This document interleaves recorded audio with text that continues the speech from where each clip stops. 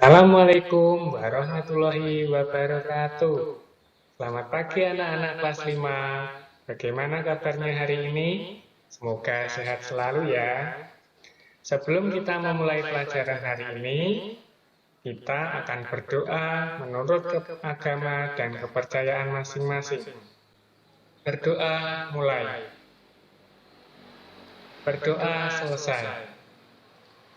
Anak-anakku kelas 5, hari ini kita akan belajar tentang tema 5, subtema 1, pembelajaran 1. Yang akan kita pelajari hari ini yaitu tentang hewan dan jenis makanannya. Tujuan kita belajar hari ini yaitu supaya dapat menuliskan pokok pikiran dalam bacaan teks non-fiksi. Yang kedua, dapat mengklasifikasikan hewan berdasarkan jenis makanannya.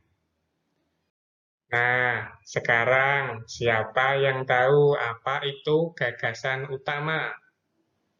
Kira-kira apa ya gagasan utama itu? Baik, kalau kalian belum tahu apa itu gagasan utama, simak penjelasan berikut ini baik-baik ya. Gagasan utama adalah topik yang akan dibahas di dalam sebuah paragraf. Lalu, bagaimana cara menentukan letak gagasan utama? Ayo, siapa yang tahu? Letak gagasan utama itu dibagi menjadi 3. Yang pertama, gagasan utama yang letaknya di awal paragraf atau disebut dengan deduktif. Yang kedua, gagasan utama yang letaknya di akhir paragraf disebut induktif.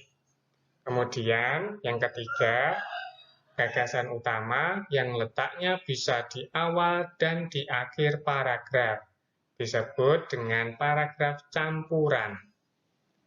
Nah, sekarang bagaimana cara menentukan gagasan utama tersebut? Tentunya ada langkah-langkah yang harus dilakukan dalam menentukan gagasan utama pada paragraf. Langkah yang pertama dalam menentukan gagasan utama dalam paragraf, yaitu dengan membaca cermat. Bagaimana cara membaca cermat itu?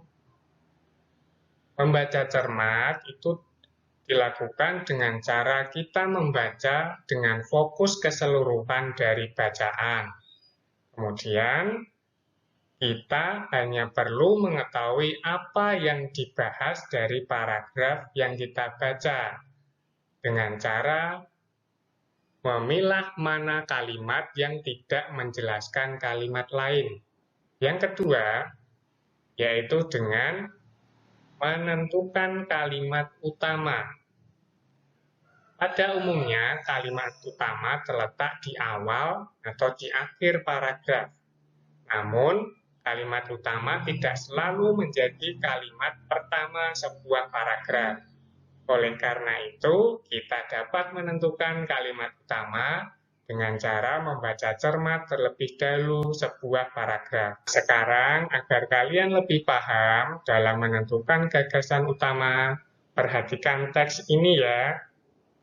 Teks ini judulnya hewan berdasarkan jenis makanannya. Kita baca dulu ya. Nah, sekarang gagasan utama pada bacaan itu apa ya? Siapa yang tahu? Gagasan utama pada paragraf itu adalah hewan memiliki jenis makanan yang beragam, letaknya di awal paragraf. Makanya ini disebut dengan paragraf deduktif. Nah, setelah membaca teks hewan-hewan Pak Joni tadi, ternyata hewan itu mempunyai makanan yang tidak sama antara satu dengan yang lainnya. Coba siapa yang tahu apa itu hewan herbivora? Herbivora adalah kelompok hewan yang memakan tumbuh-tumbuhan. Tumbuh-tumbuhan ini termasuk daun, biji, maupun umbi-umbian. Contohnya adalah sapi. Sapi makanannya rumput, berarti termasuk hewan herbivora. Kuda. Kuda juga memakan rumput, termasuk juga hewan herbivora. Yang kedua, setelah ada hewan herbivora, ada hewan karnivora. Karnivora ini merupakan kelompok hewan pemakan daging atau memakan hewan lainnya. Kira-kira hewan pemakan yang daging itu apa ya? Contohnya ini. Contoh hewan karnivora adalah singa. Siapa yang sudah pernah melihat singa? Yang kedua, harimau. Ada yang sudah pernah melihat harimau? Ya, itu merupakan contoh hewan karnivora. Selanjutnya, jenis hewan yang ketiga disebut dengan hewan omnivora. Hewan omnivora ini adalah hewan pemakan tumbuhan sekaligus memakan hewan. Kira-kira contohnya apa ya? Ayam. Nah, pasti kalian di rumah sudah pernah memelihara ayam atau pernah melihat ayam. Ini di sini ada ayam jago dan ayam betina. Selanjutnya ada hewan bebek.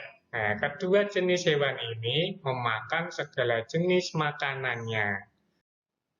Nah, sekarang kita sudah selesai belajar mempelajari yang pertama, menentukan gagasan pokok. Yang kedua, kira-kira kita sudah belajar apa tadi? Yang kedua, hewan berdasarkan jenis makanannya. Kita hari ini sudah selesai belajarnya. Sekarang jangan lupa untuk mengerjakan LKPD, membuat bagan hewan berdasarkan jenis makanannya. Sekian perjumpaan kita kali ini. Tetap semangat dan terus belajar ya, supaya apa yang kita cita-citakan dapat tercapai.